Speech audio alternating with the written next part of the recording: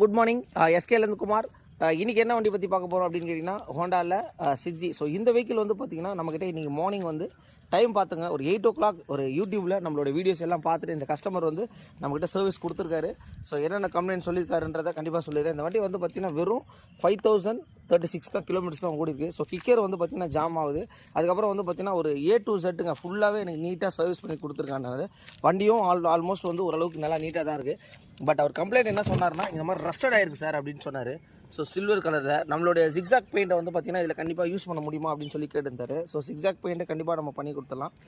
வண்டியோட கண்டிஷன் என்ன ஏதுன்றதை கொஞ்சம் லைவாகவே செக் பண்ணிக்கோங்க, பார்த்தீங்கனாலே தெரியும் உங்களுக்கு.